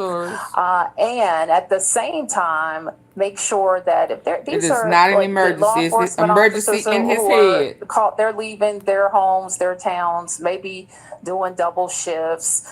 If our National Guard are deployed, they're leaving their primary mission to come. We don't want their time to be wasted. We want to be strategic and work with them. She says, Mayor Bowser says, we haven't really gotten any more plans than what you just heard at the press conference, which was a lot of ranting and raving and rambling. Donald Trump saying that he was going to meet Putin in Russia.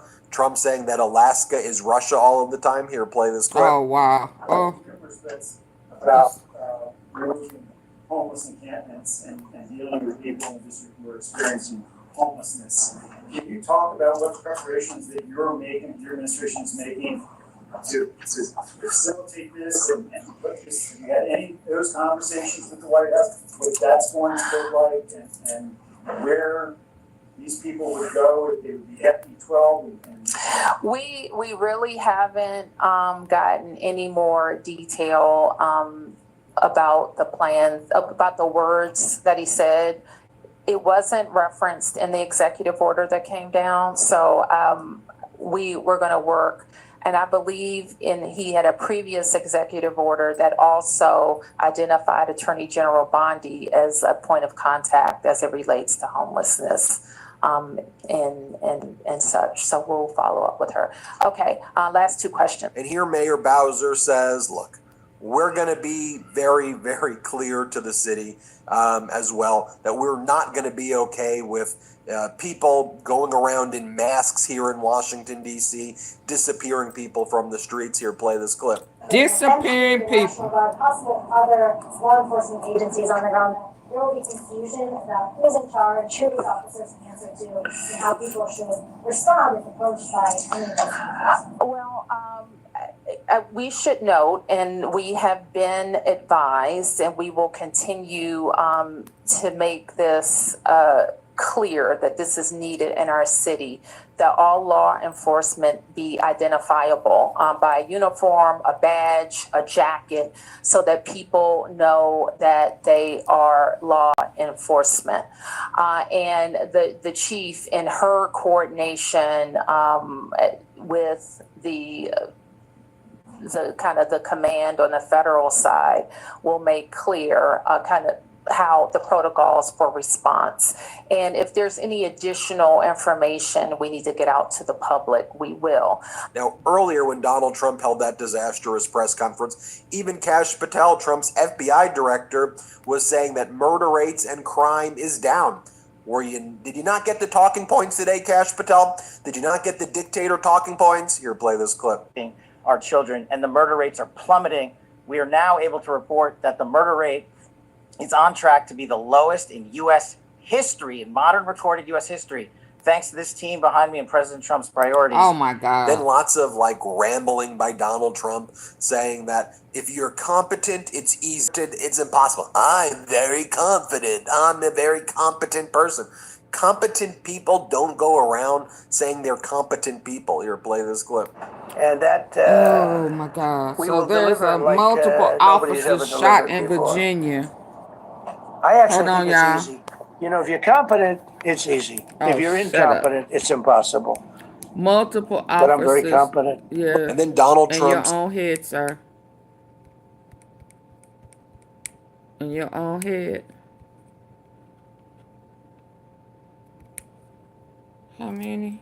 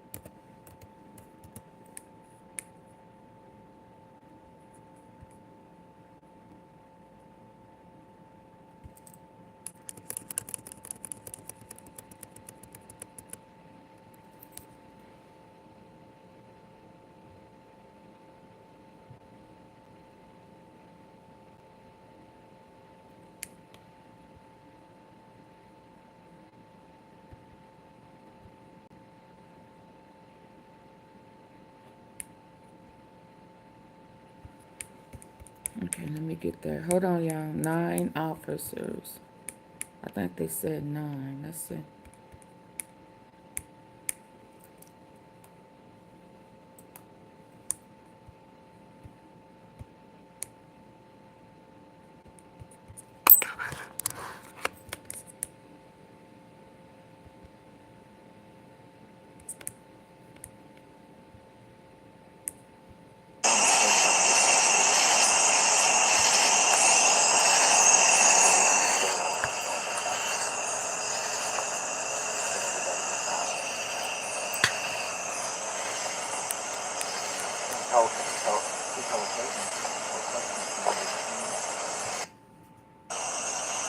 I was told by my buddy's wife that he...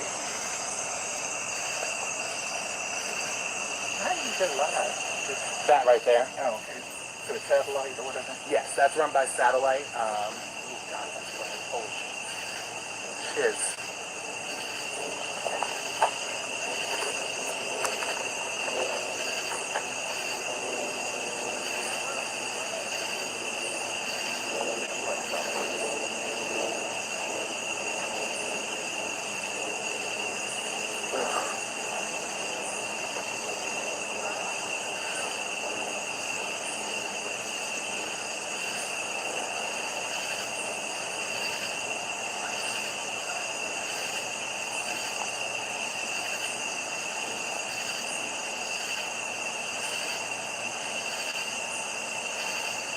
Back in the old days when they had to have the big truck come out to do it.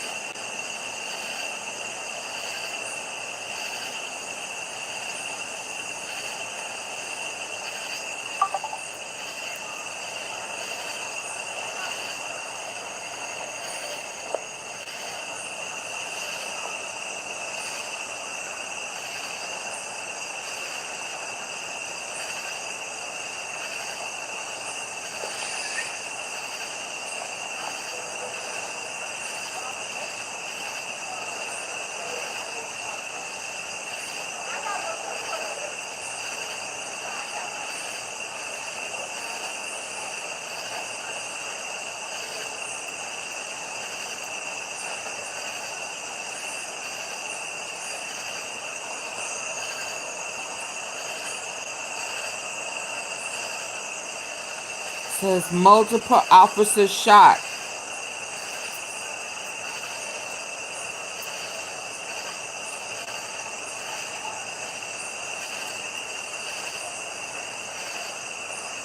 don't know what people are thinking.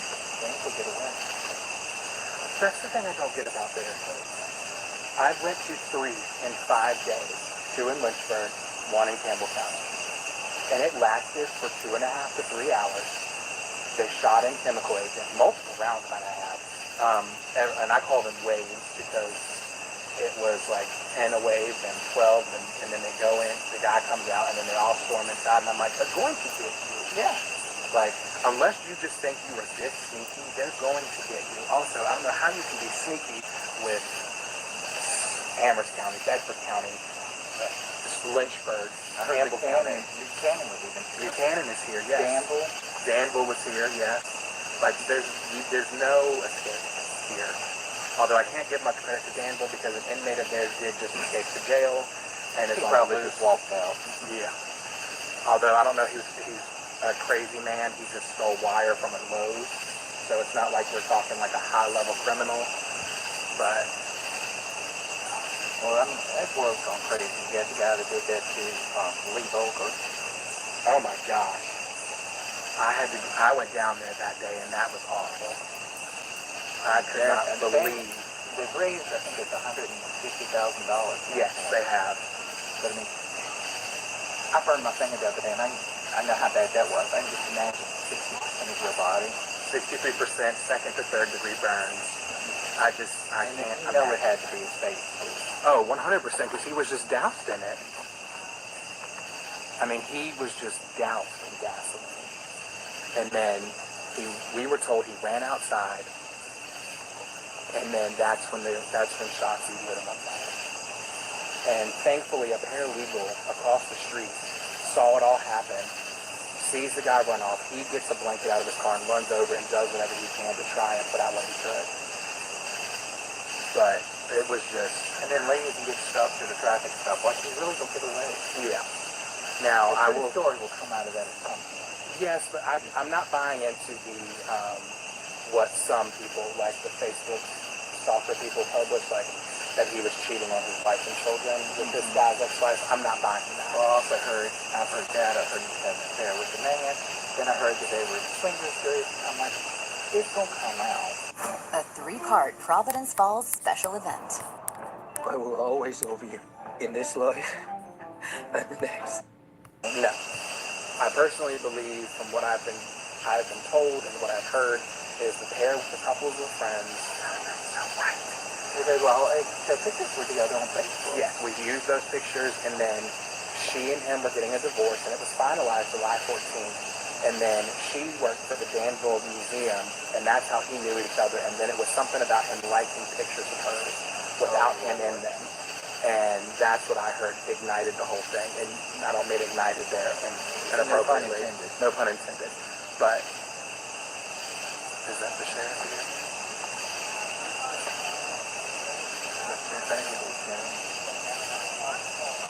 No. He wears glasses. Get him up there. I think he had all the time. Kind of reminds you of Magnum, younger days. There we go. That'll help.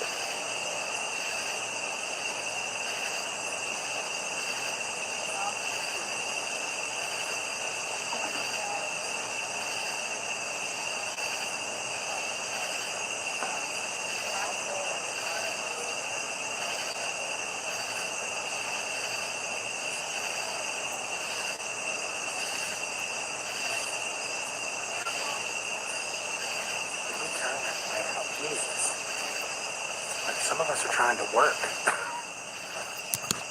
Some of y'all trying to gossip.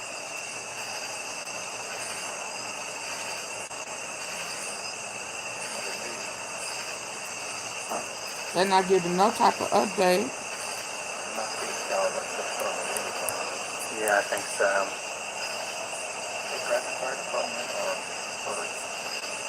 Hurt was back at the command post after they were back at Pittsburgh.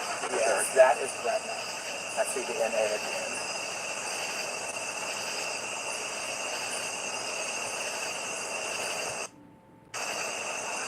Yeah, they're still not giving no update. Let me see.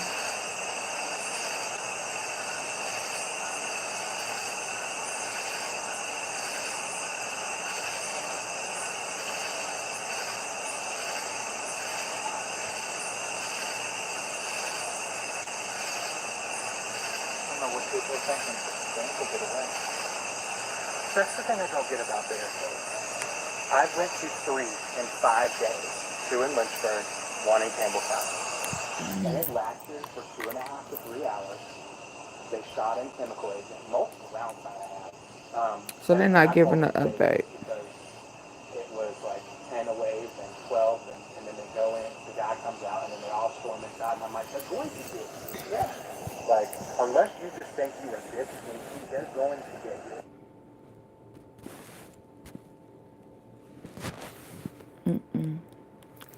What in the world?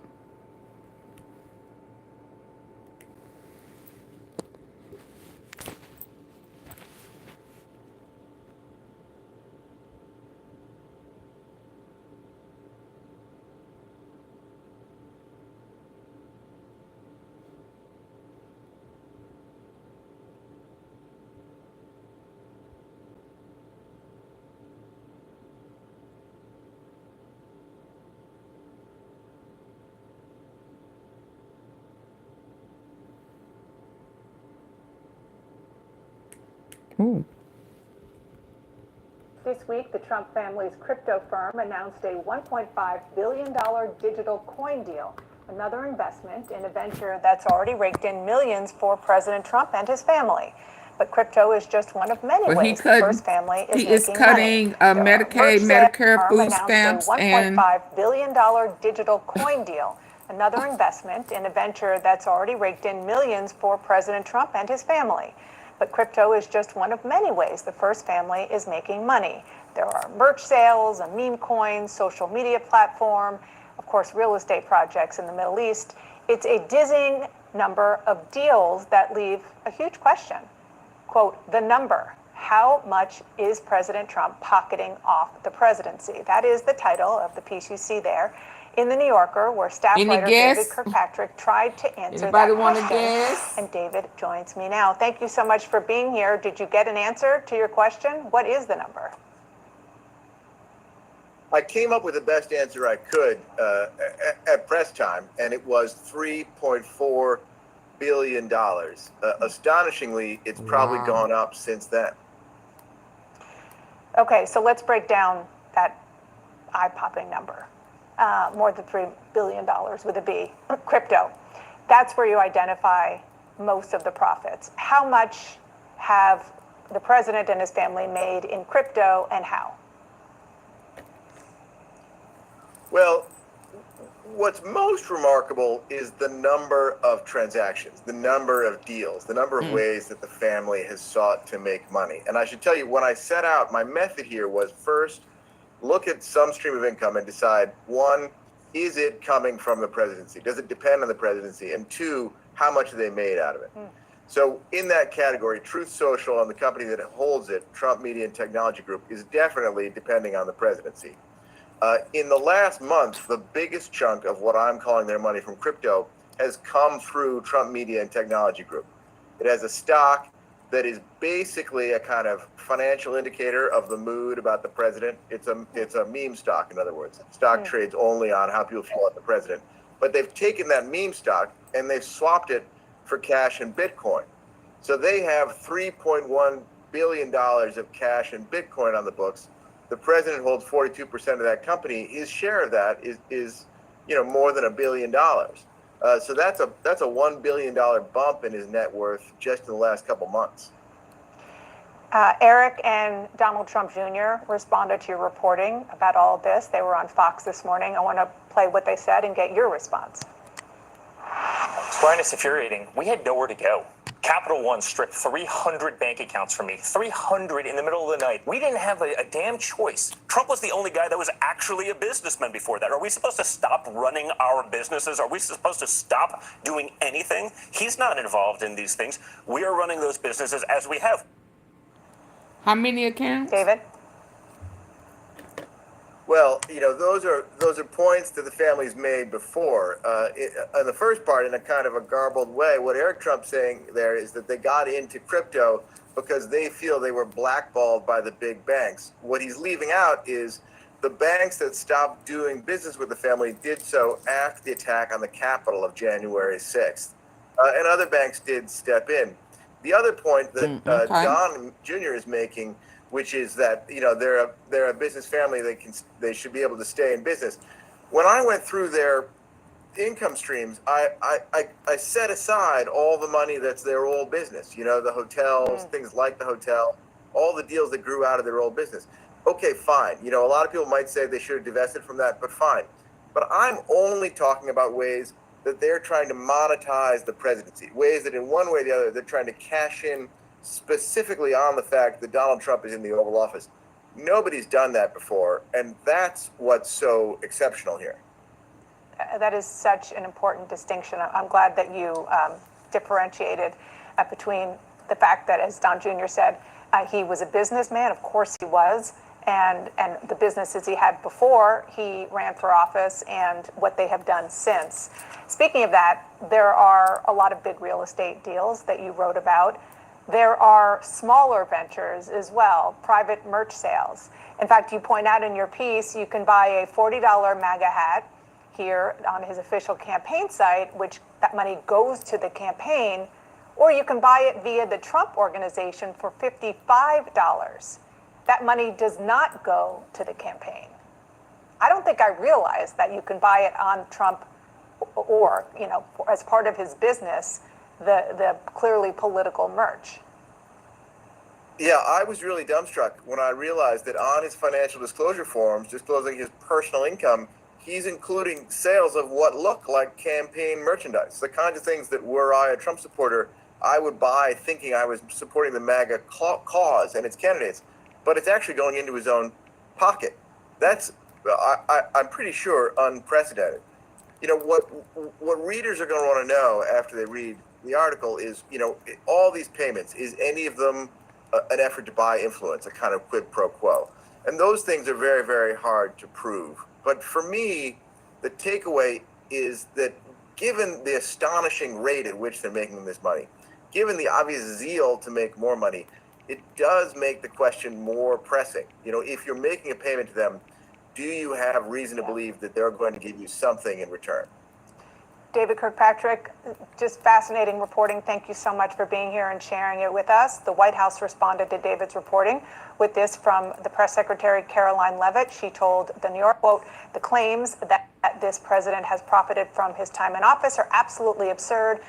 American people love him precisely because he is a successful businessman." She says the president has sacrificed money by leaving business for public office. Whatever. I Bye, always y'all. dreamed of turning my passion for flowers into a business, Bye. and now